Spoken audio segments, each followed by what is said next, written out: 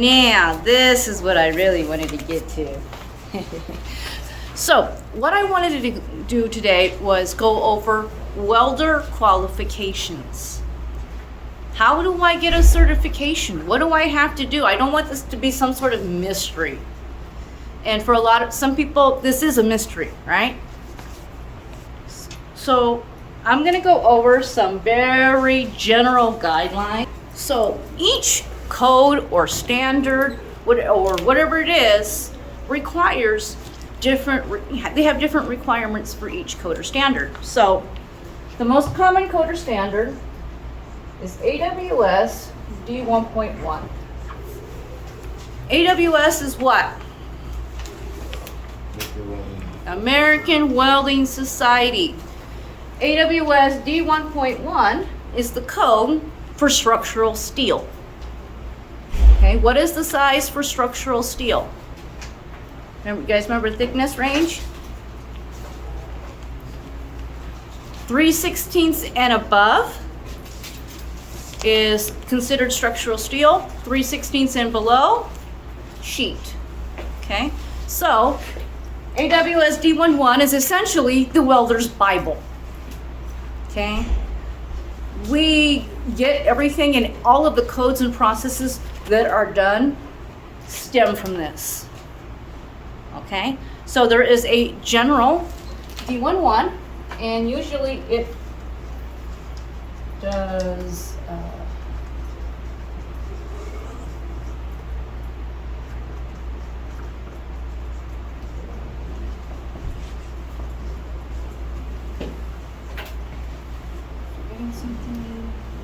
there's a few others in here, but these are the general processes that you can be qualified under AWS D1.1.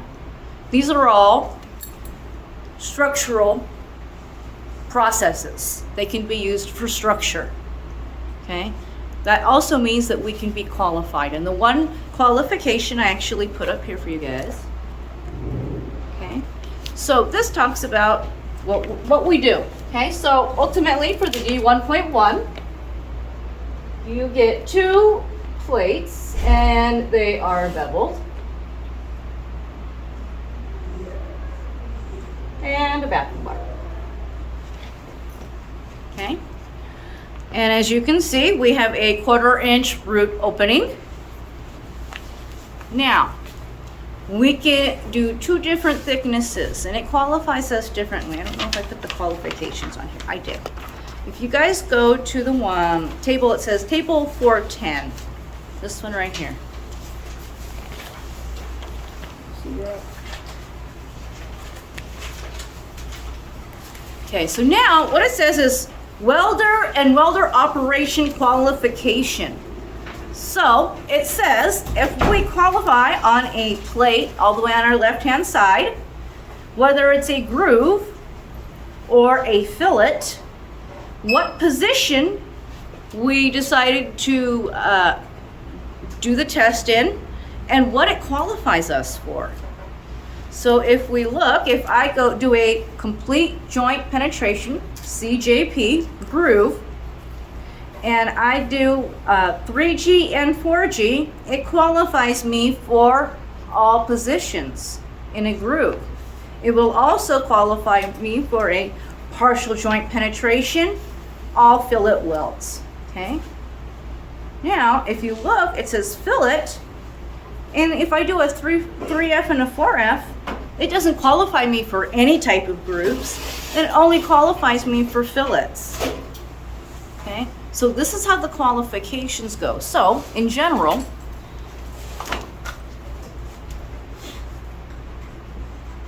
you would do a 3G or and a 4G plate, okay?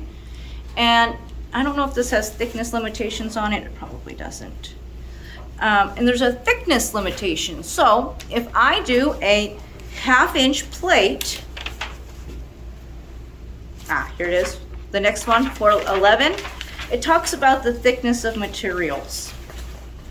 And it says how much I can go over what I qualified for.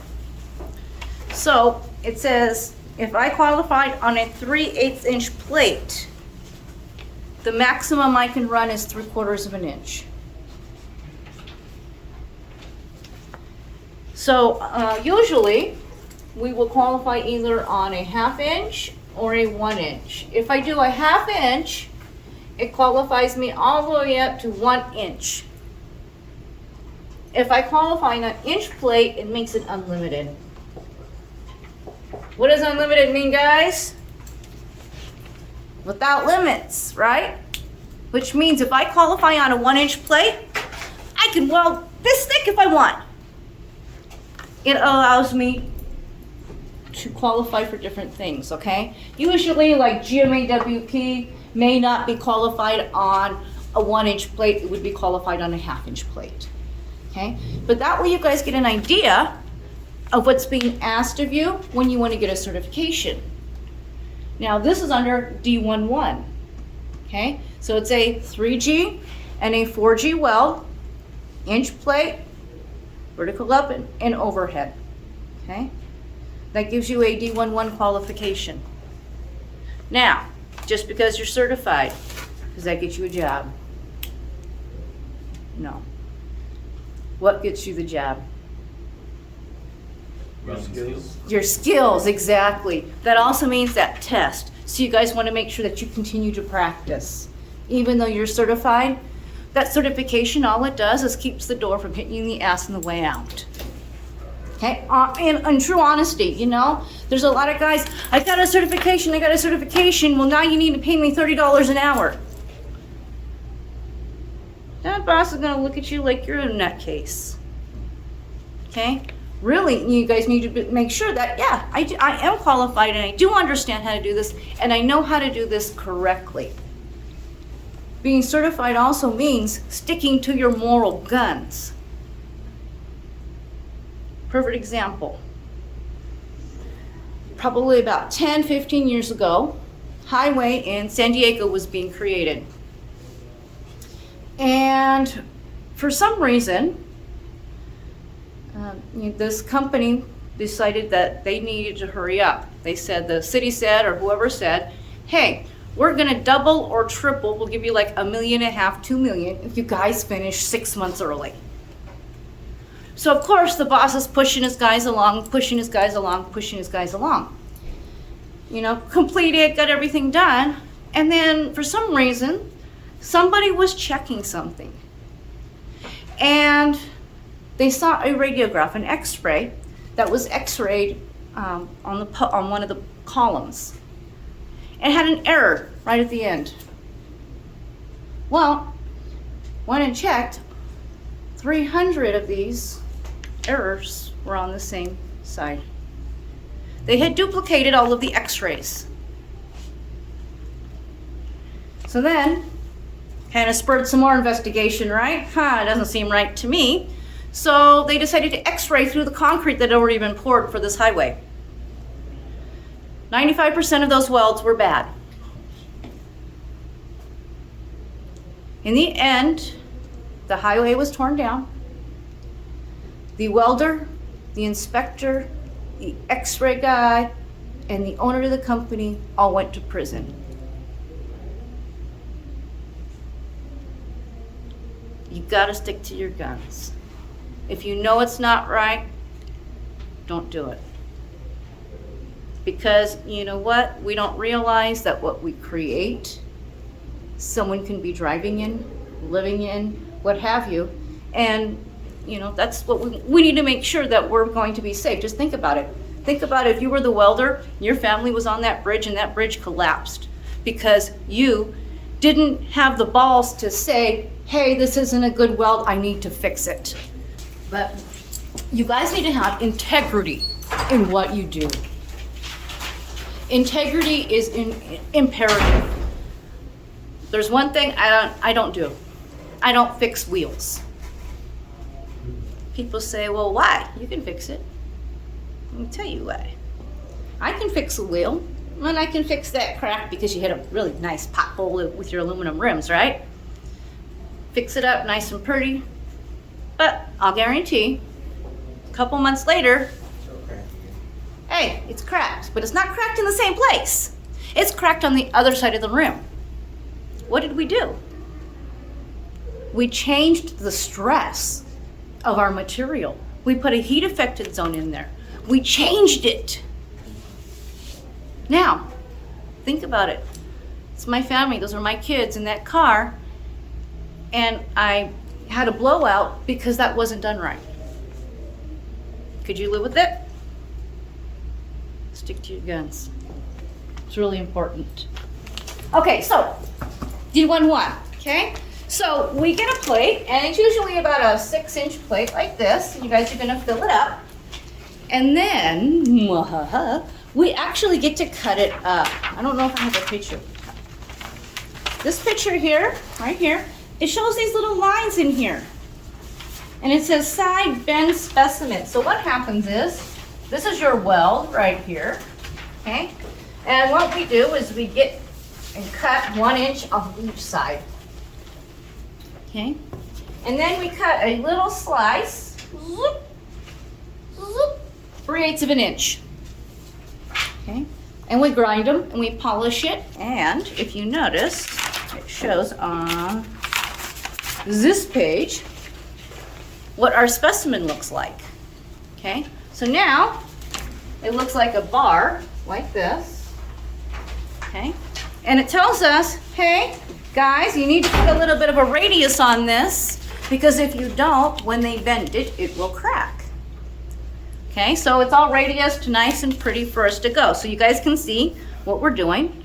And then, I think it's on the back side of this one.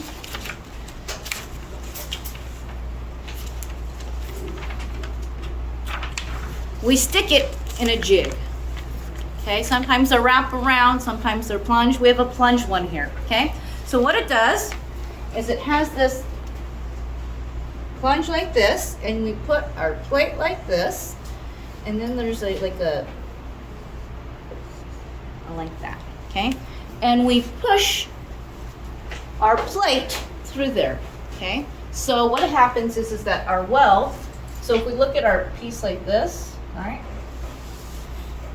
We're gonna put it on its side, because if we put it any other way, we wouldn't be able to bend the 1-inch plate. So we put it on its side, and we bend out the side of the weld like this. Okay, so it gets bent. Now, what are we looking for when we look at your test, as I inspect your test? What would I look for? Cracks. Okay, what else? What could I see when I bend it? Not just resistance, what was that? Slag. Okay, we can see slag, little pieces of slag might pop out. What else may I see? Porosity, yes. We can see porosity on the interior, or if there's porosity, there'll be little pinholes.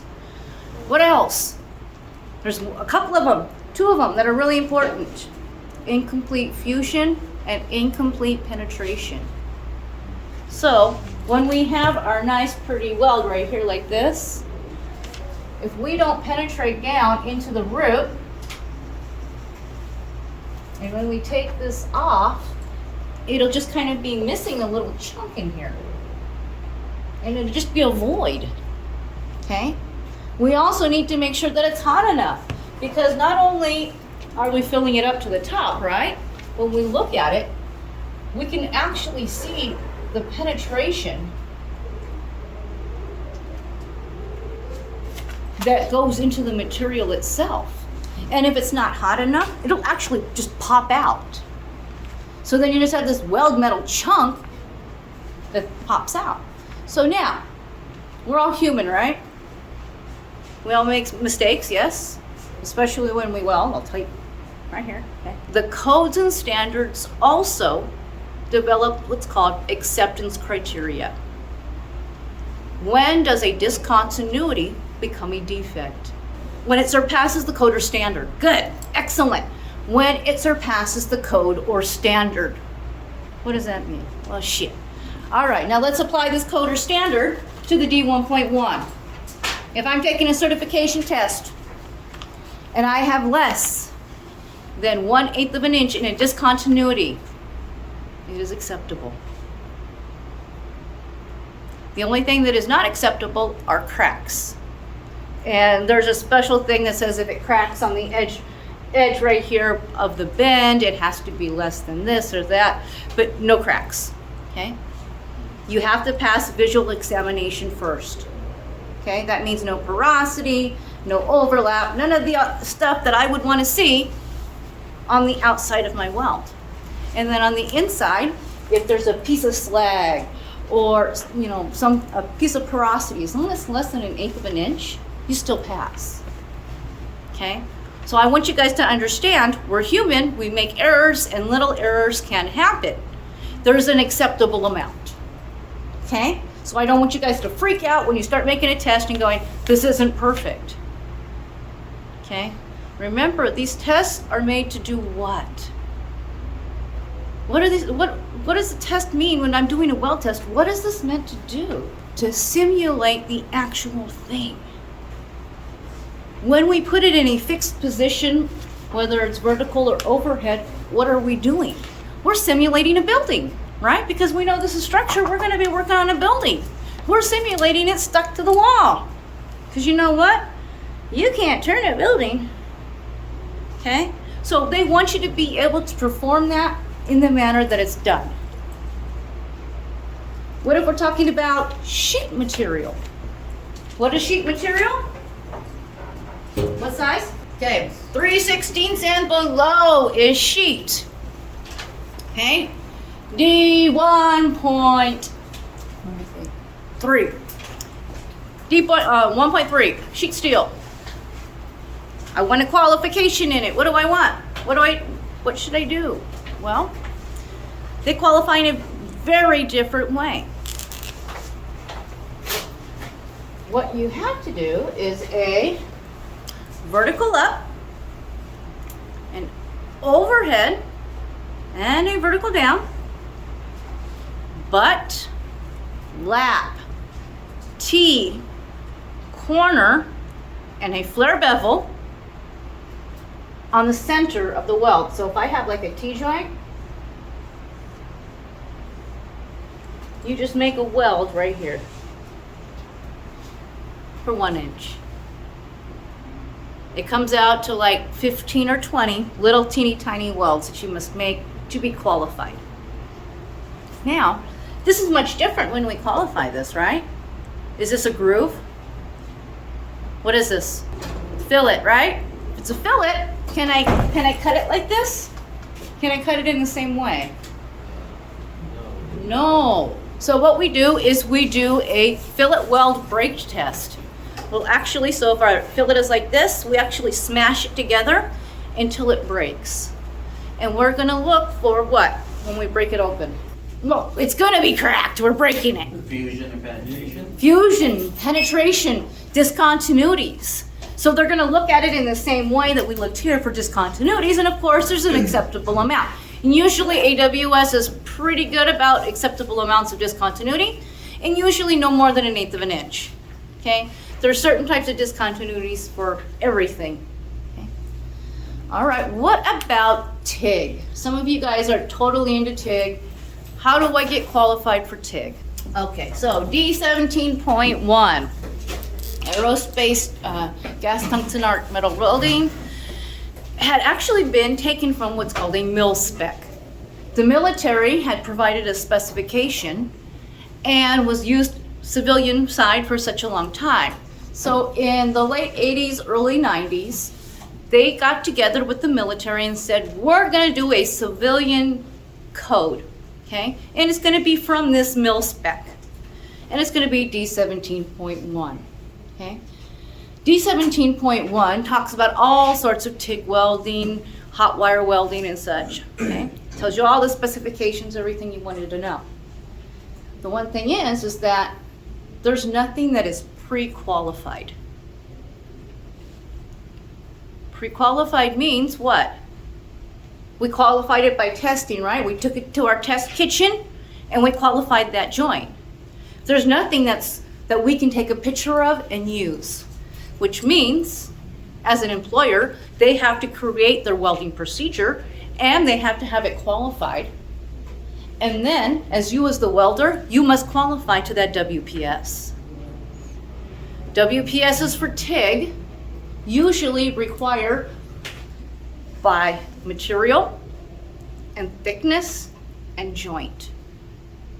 Okay, so just because I can weld aluminum doesn't mean I'm qualified to weld that particular aluminum joint. Okay, so everybody that is qualified under that now, there is D17 1.2. Still kind of a sheet material, but it allows us to be qualified and have something that we can qualify off of. So we kind of bend some of the things around here, and for us to qualify here, we do a butt, lap, corner, and T-joint in flat and horizontal position, and then we do it per type of material, whether it's aluminum or whether it's steel or stainless steel, okay? And it qualifies us for a variance in this area, so that you know how to do a basic joint, okay? All right, do you guys have questions? Concerns? All right, guys, go weld the world. Please like and subscribe. Weld the world.